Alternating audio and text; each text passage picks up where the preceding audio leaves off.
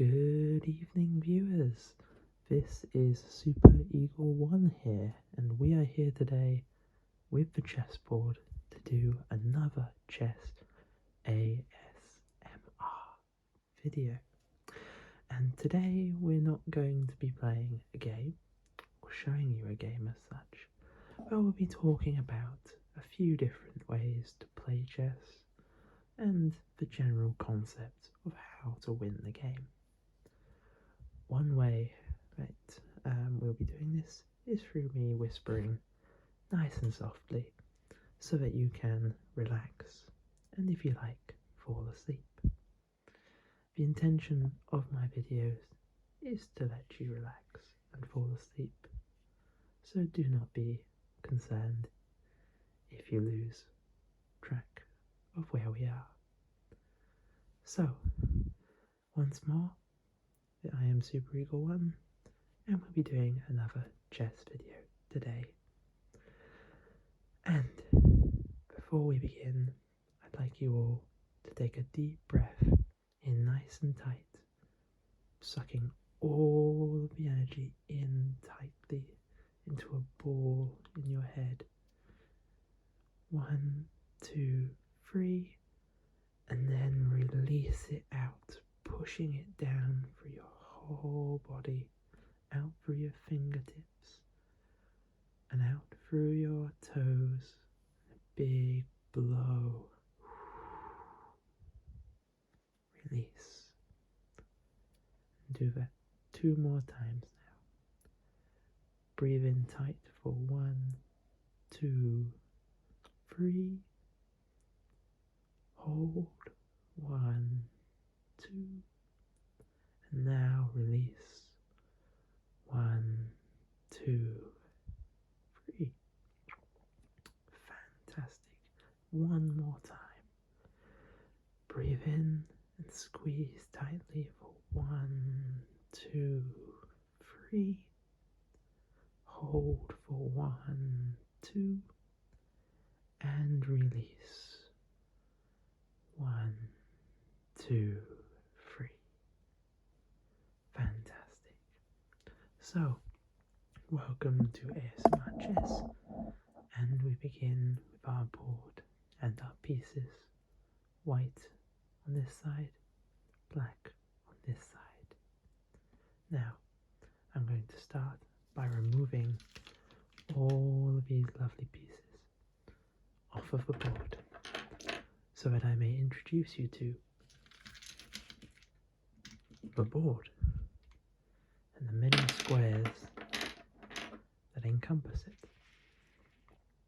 So, you'll see that our board has on this axis letters, and on this axis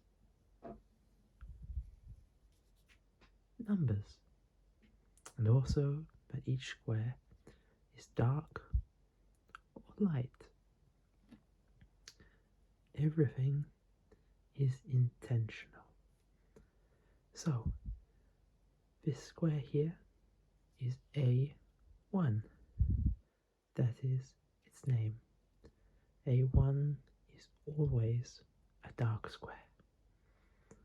And, just as such, this square is called B1.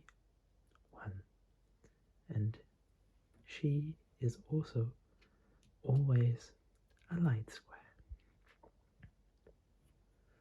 How I was taught to set up a board is that you must remember that white is on the right. So if I look on the bottom row, my first rank,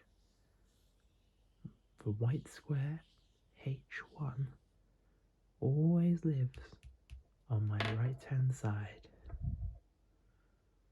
So,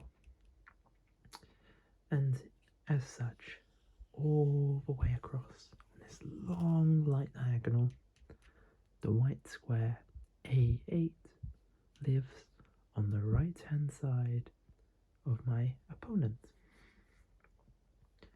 Now that we know what the board is, if I were to say that a piece moved, let's take this lovely pawn here, my pawn on e2 moves to e4. That can now be recorded by pen and paper so that we may record our games and I can present them to you here. It's very important to record games in chess so that we may send them off to the Federation to record our rankings. And in chess we use an ELO ranking, which is a 4-digit number, which is a comparative estimate to show where our level is. So if I were to beat a stronger player, my ranking will go up quite highly. But if I were to beat a weaker player, it'd only go up a little bit. In contrast, if I were to lose to a weaker player, my ranking would go down quite significantly. And alternatively, if I were to lose to a stronger player, I won't be punished because it's predicted. Now, another key component that you may see here is the chess clock. This is generally what it looks like. This is my one at least, made in China, of all places. And let's turn it on.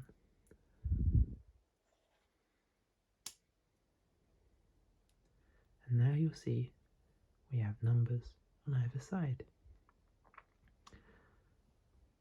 I have set this clock to 1 hour for each player. This is what we play in the leagues in my area.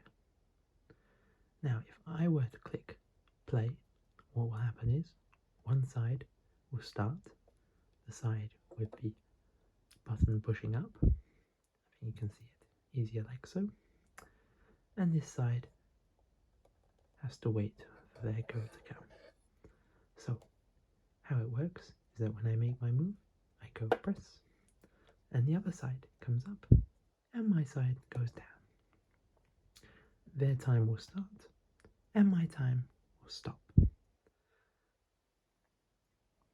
And this will continue until a game is complete. Now, in my league, we don't just have 1 hour. We get an extra 30 seconds every time we make a move. So when I press play and flip this clock, you will see the seconds go up by 30 seconds every time we make a move. Let's have a look and see that in action. Here we go, pressing play. Time has started.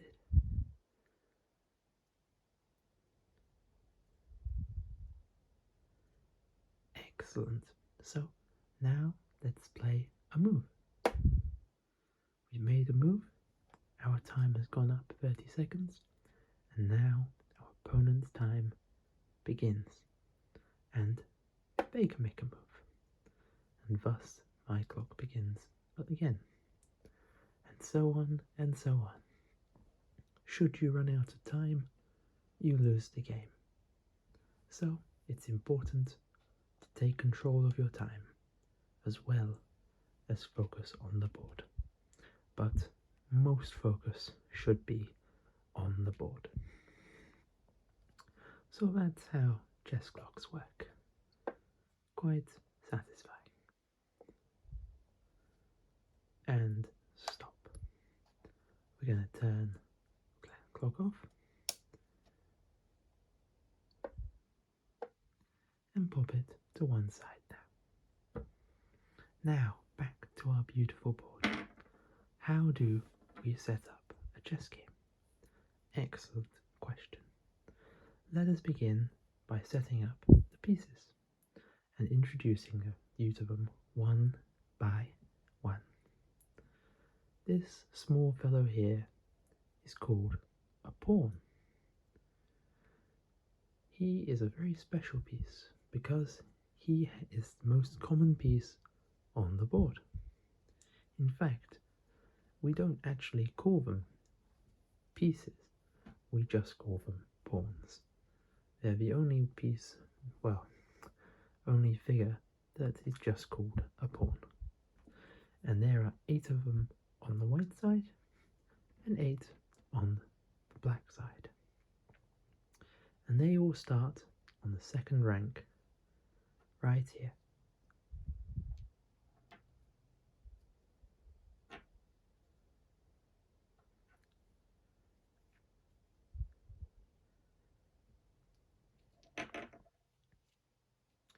Four on this half, 4 on that half, 4 on the light squares, and 4 on the dark squares.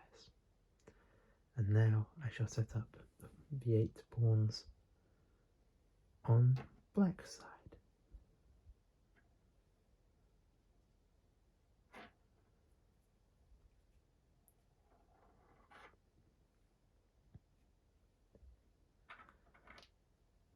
Excellent.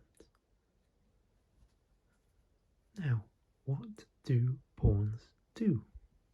An excellent question. Let's begin by showing you their first move.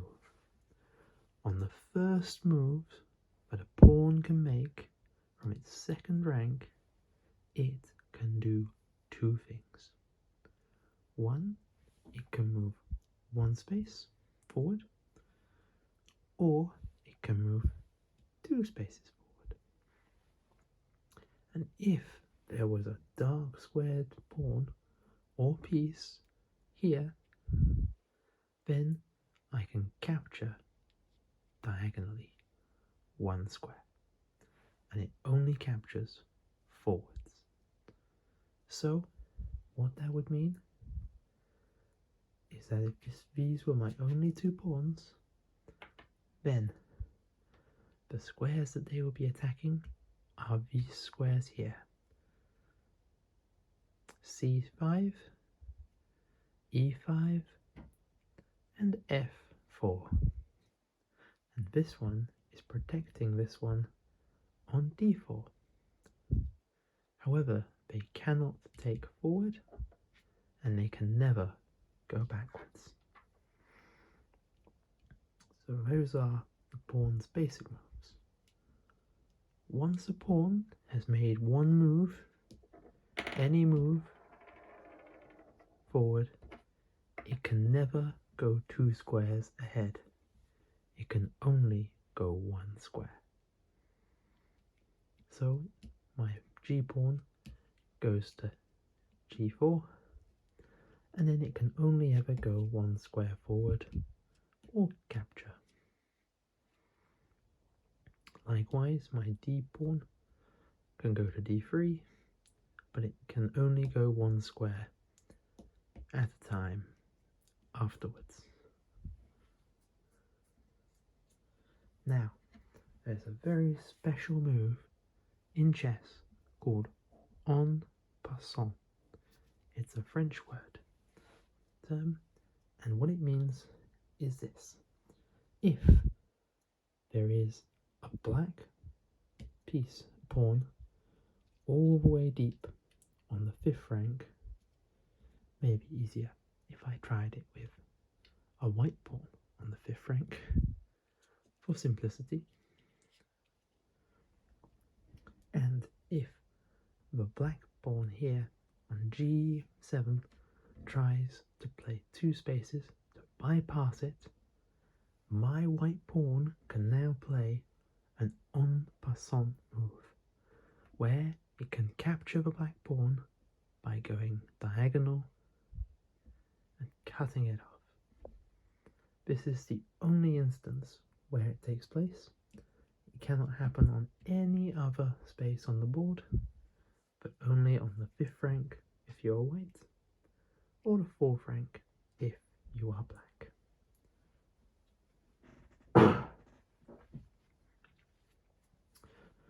Now, we're all wondering what happens if I manage to get one of my very simple pawns all the way to the 8th rank. Well, that pawn gets promoted. We will remove the pawn from the board, and then and we replace the pawn with a queen, a bishop, a knight, or a rook. It is your choice. These are the 4 other major pieces on the board. Bishops and knights are usually categorized as minor pieces, while rooks and queen are considered major pieces. But all of them are in their own rights strong pieces. Let's pop all those black pawns back on the board for now.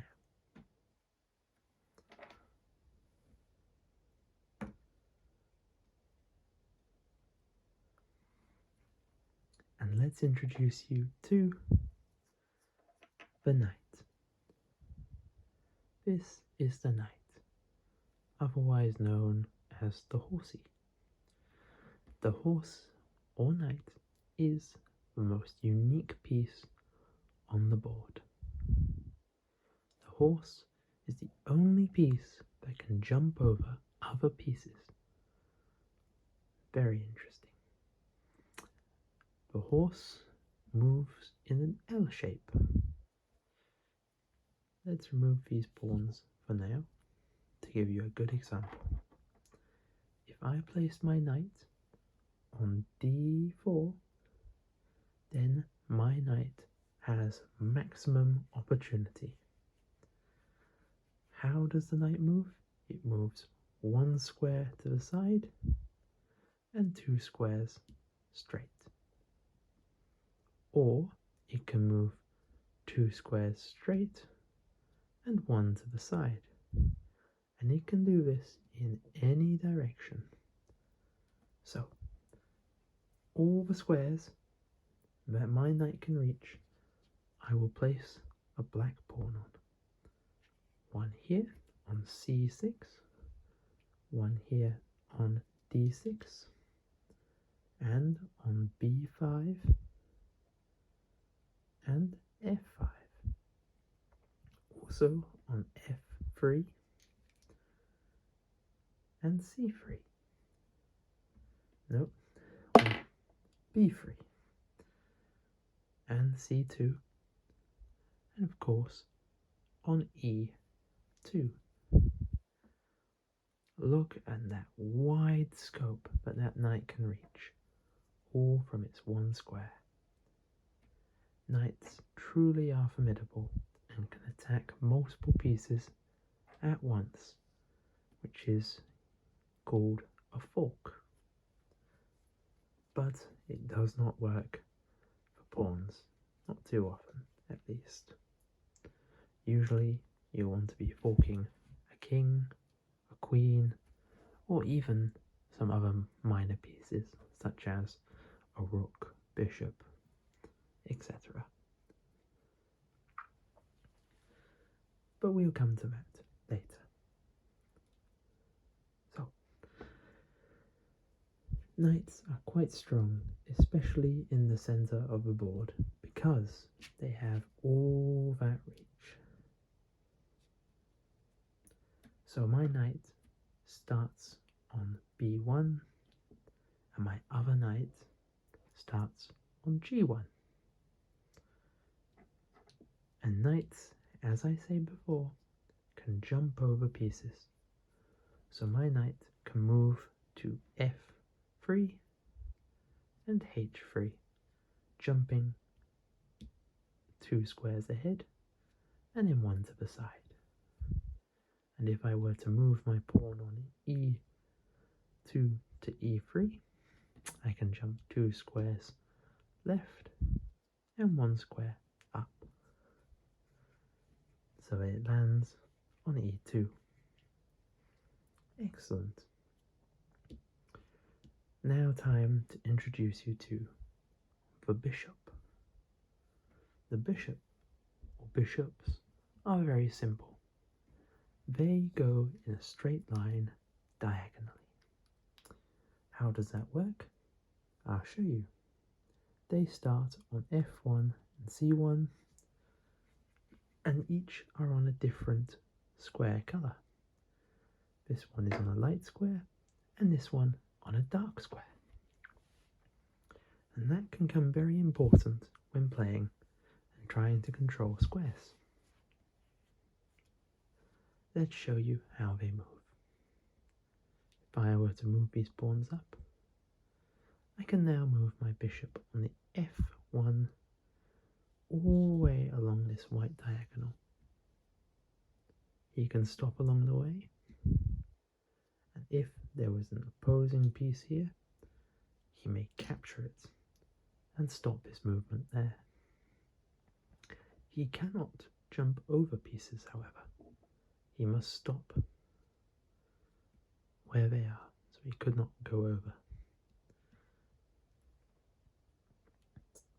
So that is the bishop.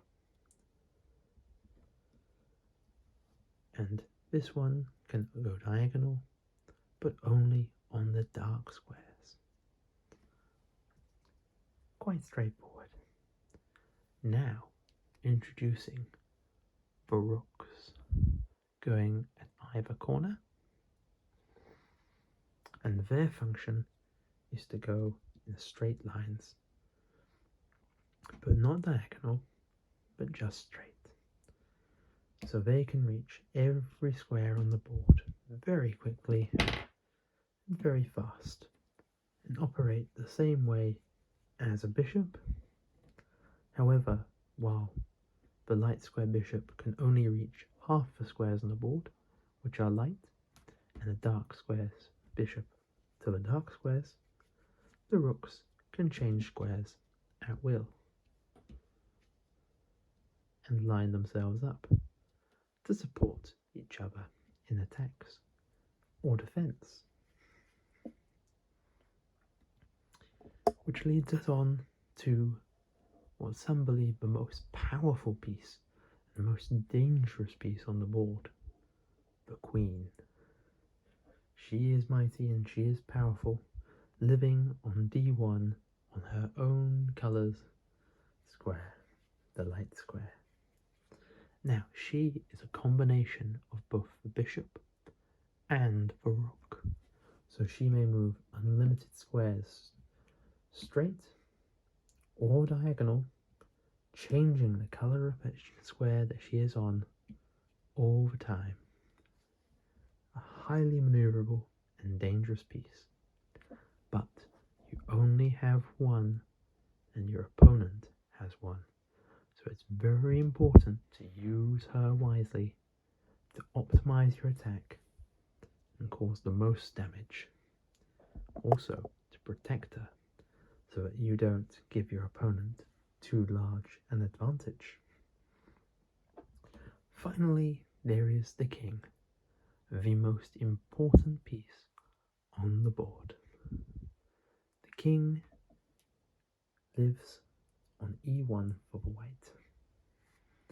The king may move one square in any direction, and only one square at a time. He must be protected at all times. If there is an attack on the king, this is called check. When a king is in check, one of three things can happen. 1. You must capture the attacking piece. 2. You must move the king out of check.